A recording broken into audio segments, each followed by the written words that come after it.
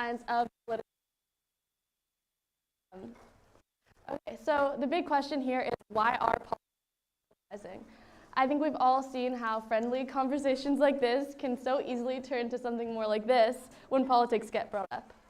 And in the past few years, this has become even more relevant.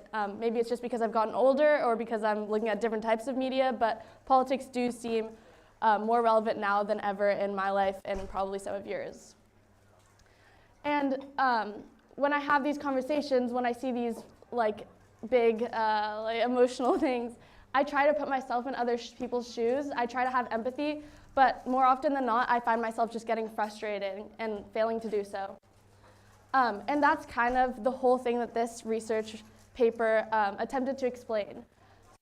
The experiment was set up is that participants read a statement, and that statement stated some strongly held belief of theirs, which they had already said that they strongly believed in a pre-experimental questionnaire. On a scale of 1 to 8, they ranked 7 or 8. They then read 5 counter-arguments to that strongly held belief. And then after reading those counter-arguments, they reevaluated their belief in the original statement on that same scale of 1 to 8. And the interesting part is that this was all done under an MRI. So what was going on in our brains during this was all being measured. Okay, so for each challenge and each statement, the statement was either political or non-political. So for example, a political statement would be abortion should be legal. Non-political statement could be you should take multivitamins every day. And then while they were reading the challenges to these statements, the MRI measured what parts of their brain was activated using bold signaling, which is just the oxygen levels in each region. And then what the data that the scientists used contrasted what parts of the brain were more activated while reading the challenges to political statements. And that's what we have here in reds and oranges, and then the parts of the brain that were more activated while reading the challenges to non-political statements. So yeah, we can see in the parts highlighted in red and then circled in pink are the parts that were more activated while reading challenges to political statements. These regions are a part of the default mode network. One of the things to acknowledge about this whole study is that neuroscience and finding the function of these different regions is pretty correlative. How the researchers figured out this is all part of the default mode network, and how the researchers determined what the default mode network does is they referenced another study which used 30 years of neuroimaging and compiled the findings. And what those findings was that the default mode network supports the cognitive process that causes disengagement from the external reality and an inward focus. So for example, recalling memories, your own future, other inward focus thoughts. It's also correlated with deeply held identity-related beliefs. So it's not a huge surprise that these parts of the brains were more activated while reading challenges to political beliefs than to non-political beliefs. These political beliefs align more with our values probably. I don't have super strong opinions on multivitamins. I have pretty strong opinions on abortion. So yes, this makes sense, but it is interesting to see it through a neuroscientific lens. Okay, and then on the other side, we have the parts of the brain that were more activated while reading challenges to non-political beliefs. And here we have the orbitofrontal cortices and the dorsolateral prefrontal cortex. Both of these regions are correlated with cognitive flexibility, being open to changing your mind. And not a huge surprise, and it definitely aligns with the data that we're about to see. So this is the actual responses the participants gave. You see here that on the y-axis we have belief strength, specifically change in belief sorry, this is the belief strength, and it contrasts the belief strength that they rated in the pre-experimental questionnaire, and then during the MRI right after they had read the challenges. And then over here we have political and we have non-political. So people are much more likely to change their beliefs when reading counter evidence to non-political beliefs than to political beliefs. Okay, and then the next type of data we found from this research was subject-wise brain activity and belief change.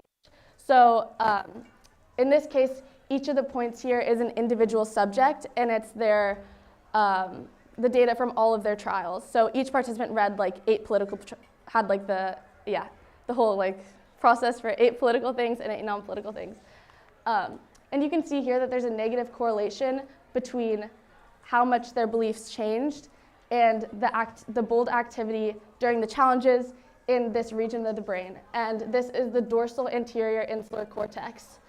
It's involved with generating emotions, making decisions, and also has been shown to be activated when we're feeling threat. So again, it's correlative. It doesn't mean that when you're feeling these things, you're less likely to, or that's going to cause you not to change your mind, or it doesn't mean that when you're not going to change your mind, you're going to feel these things, but it does mean that there's a strong correlation between these across both political and non-political counter-evidence. And then on a similar graph here, again, it's belief change and then activation. The amygdala also had a negative correlation. So what the amygdala is involved in is pretty well established. It's generating emotions, social judgment, and assessing trustworthiness, particularly assessing something as untrustworthy. There are some limitations to this study. First of all the participants were liberals, strong liberals. And in one way that's a limitation because we don't know how this would, if it would mean the same if they were all conservatives. But I think also that is in some ways a strength because probably most of this room identifies as a strong liberal, including myself.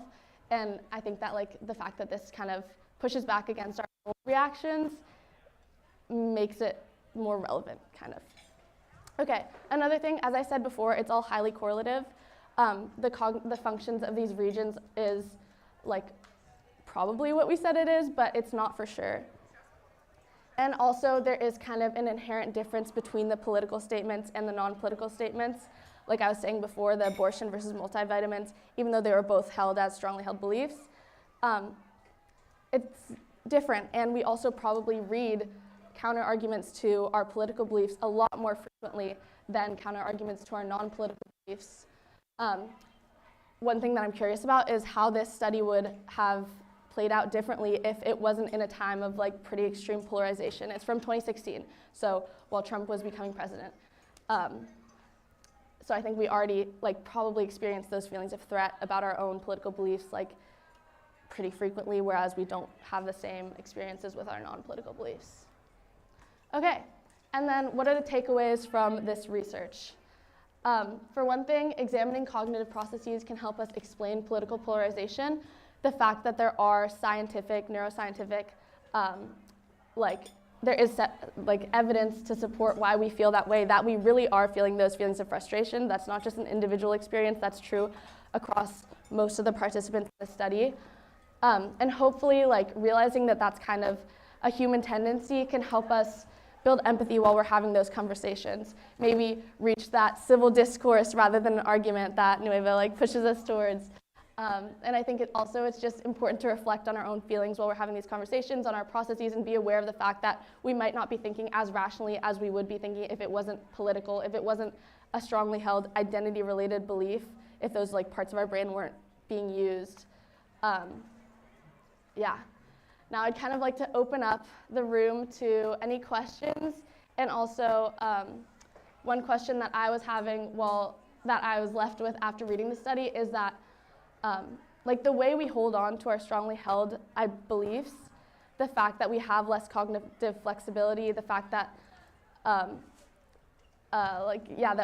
we have stronger belief persistence with these things can be seem like stubbornness and closed-mindedness, and I think there are a lot of disadvantages. I think it can cause that polarity that we were looking at before, but I think also there are advantages to holding on to things strongly, and I guess I'm curious if anyone has any insights into when this type of process could be more advantageous than it is a disadvantage.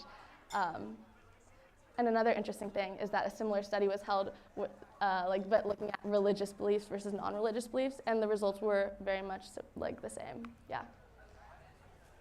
So,